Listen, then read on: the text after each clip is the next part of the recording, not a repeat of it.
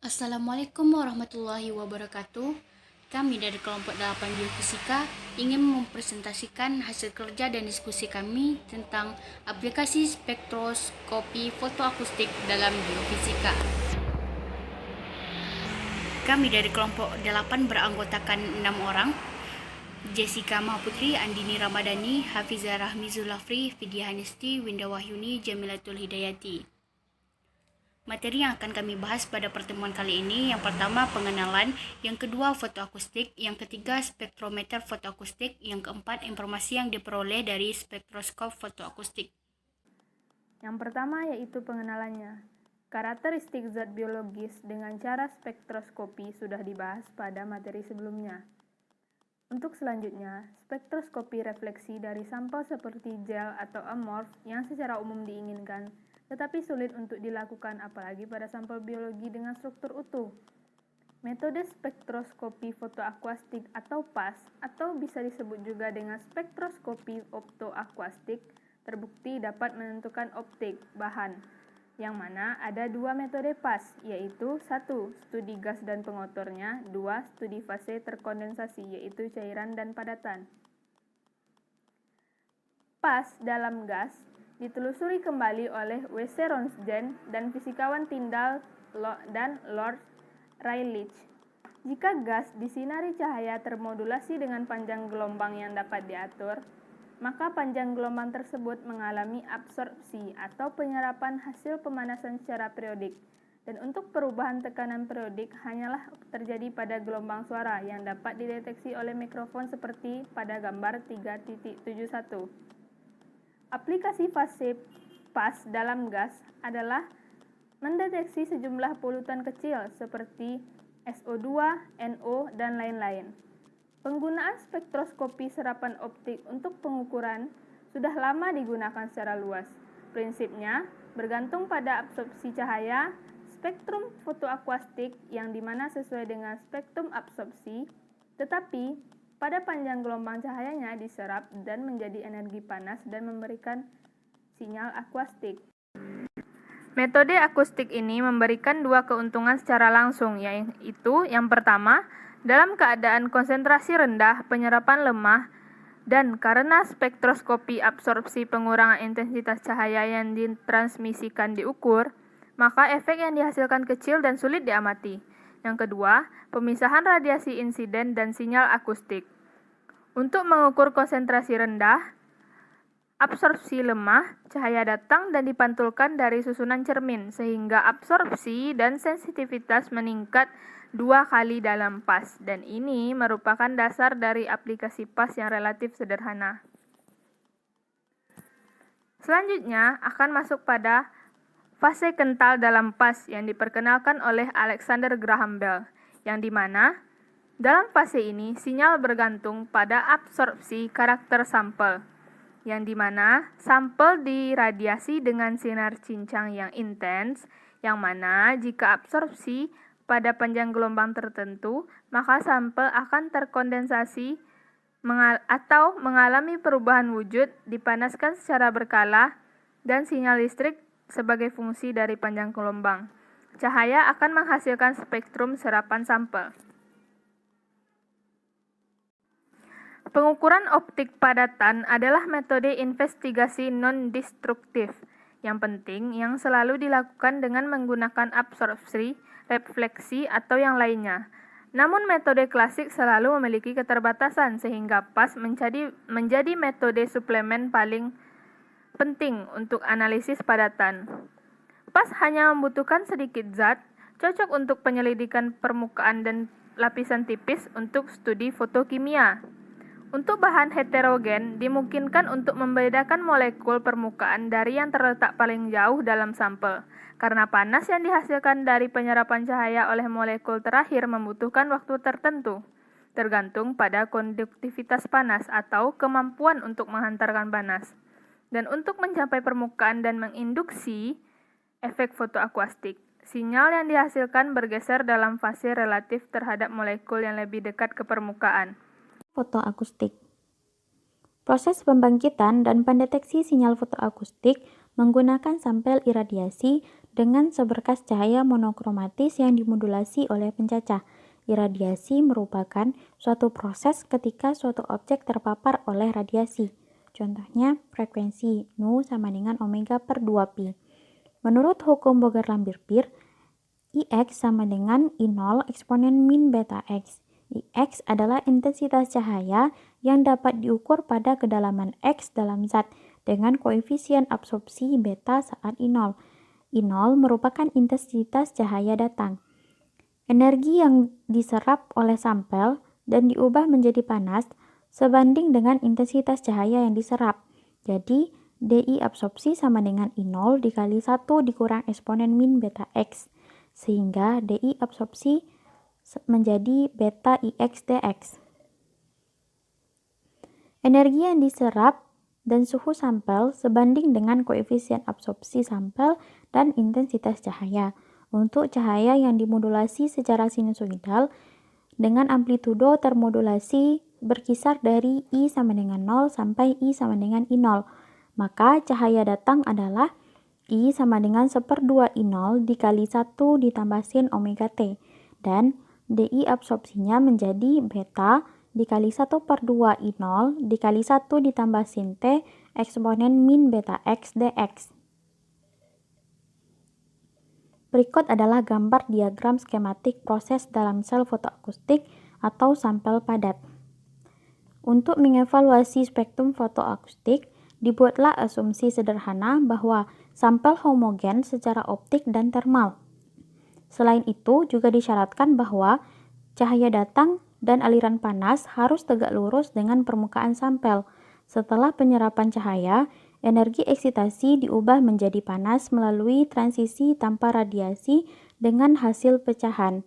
Hal ini menyebabkan pemanasan lapisan periodik lokal sampel.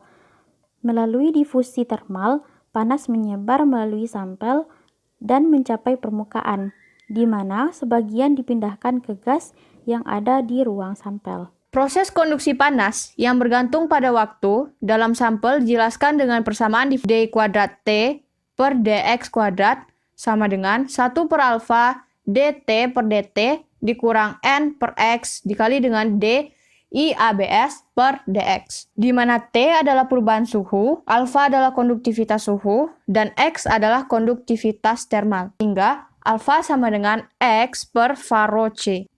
Solusi untuk persamaan diferensial ini adalah gelombang panas yang diredam oleh faktor eksponen min AX setelah melintasi jarak X dari titik asal dan A merupakan koefisien difusi termal material. 1 per A sama dengan mu sama dengan 2V akar 2 alfa per omega. Sedangkan L sama dengan 2V mu sama dengan 2V akar 2 alfa per omega. Kuantitas L menunjukkan kedalaman untuk memperoleh informasi dari gelombang panas yang dihasilkan oleh penyerapan cahaya dalam material tertentu. Ketebalan dapat diubah dengan mengubah frekuensi modulasi. Osilasi termal yang berasal dari kedalaman X besar dari L tidak dapat mencapai permukaan sampel dalam satu periode modulasi. Selain itu, mereka berkontribusi hanya pada pemanasan sampel di permukaan. Gelombang panas yang dihasilkan pada sampel bersentuhan dengan gas menghasilkan osilasi suhu periodik di lapisan gas yang berbatasan langsung. L gas sama dengan 2V mu gas sama dengan 2V akar 2 alfa gas per omega. Lapisan gas aktif ini berfungsi sebagai piston pada sisa volume gas di ruang sampel, sehingga terjadi osilasi tekanan secara berkala dan dapat dideteksi sebagai gelombang suara. Intensitas gelombang suara dengan demikian terlihat ditentukan oleh hasil kuantum untuk transisi tanpa radiasi yang mengubah energi eksitasi menjadi panas. Dengan difusi panas dalam sampel, oleh efisiensi perpindahan panas ke gas, dan oleh penyebaran panas dalam volume gas. Sinyal fotoakustik yang sesuai dengan intensitas gelombang suara S dikaitkan dengan sifat sampel dan peralatan oleh S, I0, P per T, A gas, omega, L gas, dikali dengan K, mu beta, per X, dikali dengan 1 per alfa sampel omega, I sampel. Dalam istilah kedua yang ditentukan oleh sampel itu sendiri, beberapa kemungkinan untuk optimalisasi dapat dilihat. Gelombang panas yang dihasilkan dalam sampel bersifat proporsional untuk mu beta per X.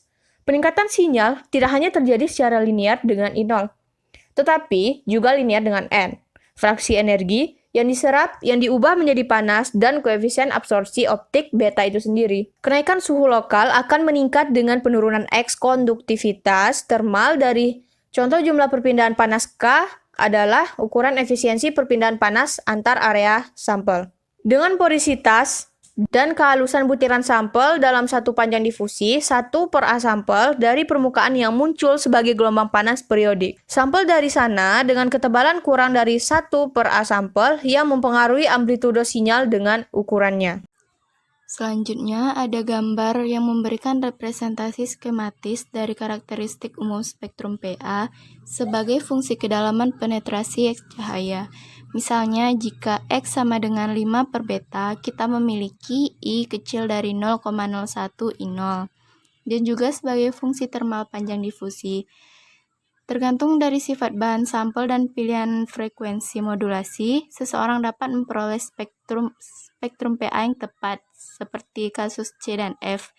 Superposisi dari spektrum sampel dan bahan pendukung, seperti kasus B, atau hanya spektrum emisi sumber cahaya saja, seperti kasus A, D, dan E. Dalam melakukan pengukuran, harus diperhatikan untuk menghindari kondisi seperti kasus A, D, atau E, di mana mu sampel besar sama dengan 1 per beta.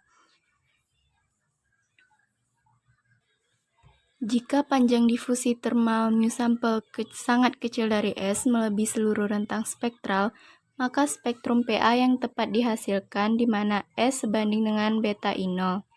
Jika kondisi ini terpenuhi hanya sebagian dari rentang spektral, maka proporsional tersebut hanya berlaku di bagian spektrum ini dan sisa spektrum jenuh. Akibatnya, garis-garis yang tidak jenuh tampak lebih kuat dari yang seharusnya. Namun ini relatif terhadap keseluruhan spektrum. Ketika S kecil dari mu sampel, sehingga sampel jenuh di seluruh rentang spektrum PA sepenuhnya tidak bergantung pada koefisien absorpsi optik. Kondisi saturasi sinyal lengkap dapat dimanfaatkan dalam spektrometer berkas ganda. Sinyal dari sampel dibandingkan dengan sinyal dari bahan referensi yang benar-benar jenuh, seperti jelaga, sehingga pengaruh variasi intensitas sumber cahaya pada spektrum dapat dihilangkan.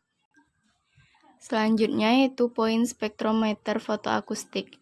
Spektrometer fotoakustik terdiri dari 3 bagian dasar, yaitu sumber cahaya termodulasi amplitude, sel absorpsi di mana sampel menghasilkan sinyal fotoakustik, dan mikrofon dengan amplifikasi terkait dan elektronik perekaman. Sumber cahaya yang paling umum digunakan ialah lampu xenon bertekanan tinggi. Monokromator intensitas tinggi ditempatkan sebelum atau sesudah pencacah dan sebelum sel absorpsi. Sedangkan laser juga digunakan sebagai sumber cahaya namun hanya untuk masalah khusus. Sel terbuat dari bahan yang memiliki penyerapan paling sedikit dan konduktivitas panas setinggi mungkin untuk mencegah sinyal latar agar tetap rendah. Volume gas sel haruslah kecil dan mikrofon serta preamplifier dipasang langsung pada sel untuk mendapatkan sinyal yang optimal, baik mikrotelepon elektret dan kondensor yang digunakan. Spektrometer berkas ganda lebih disukai karena memungkinkan penghapusan aliran masuk sumber, monokromator, dan sistem optik lainnya pada spektrum. Sinyal referensi dalam sistem tersebut dapat berasal dari sel fotoakustik kedua atau hanya dari meteran daya. Berikutnya, informasi yang diperoleh dari spektroskop fotoakustik. Spektroskop fotoakustik menghasilkan spektrum elektronik dan vibrasi kualitatif. Cahaya yang tersebar tidak mengganggu bangkuan secara signifikan, sehingga sifat optik sampai biologis dapat diselidiki dengan mudah dan langsung dengan teknik ini. Spektrum yang diperoleh berguna dalam penyelidikan kualitatif. Ada 2 alasan yang dapat disebutkan dari persamaan 3.131 di bawah ini. Sinyal PA tergantung pada persiapan sampel melalui nomor perpindahan panas K, dan itu tergantung pada rasio panjang difusi termal dengan panjang absorpsi optik melalui 1 per alfa dan 1 per beta. Preparasi sampel mempengaruhi amplitudo sinyal di seluruh rentang spektral. Sebaliknya, jika untuk beberapa panjang gelombang 1 per beta kecil dari 1 per alfa, maka spektrum akan jenuh pada panjang gelombang ini dan tidak akan menunjukkan amplitudo sinyal yang sesuai dengan koefisien absorpsi optik. Jika hanya pita serapan yang lemah yang diinginkan, kejenuhan pita penyerapan kuat dapat ditoleransi. Salah satu metodenya adalah dengan mengencurkan zat padat dalam bahan non-absorbing seperti magnesium oksida. Cukup dengan meningkatkan frekuensi modulasi sehingga F sama dengan akar 2 alfa per omega kecil dari 1 per beta. Fakta bahwa panjang difusi teramat proporsional dengan omega, tetapi amplitudo sinyal bervariasi dengan omega. Selanjutnya, spektroskopi fotoakustik itu sendiri merupakan pengukuran dari efek penyerapan energi elektromagnetik terutama cahaya pada suatu benda dengan menggunakan metode deteksi akustik. Beberapa teknik telah dikembangkan untuk tujuan ini, di mana beta ditentukan dari besarnya perubahan amplitudo sinyal sebagai fungsi dari frekuensi modulasi O atau dari spektrum perbedaan fasa O dari sinyal pas relatif terhadap fase modulasi cahaya insiden tersebut. Spektrum dari UV ke IR dekat zat anti karsinogenik cis diklorodiamin platinum 2 yaitu polikristalin dan platinum ditambang biru yang tidak berbentuk seperti yang ditunjukkan pada gambar berikut. Gambar yang di atasnya merupakan spesifikasi PA dari polikristalin cis diklorodiamin platinum, sedangkan gambar yang di bawahnya merupakan amorf platinum timin biru, sebuah produk reaksi dari cis diamin platinum 2 dan timin. 4 pita di antara 1600 dan 2600 nanometer yang juga terlihat pada gambar di bawahnya dikaitkan dengan nada tambahan atau pita kombinasi getaran ligan NH3 spektrumnya sebagian jenuh sehingga pita lemah tampil relatif kuat.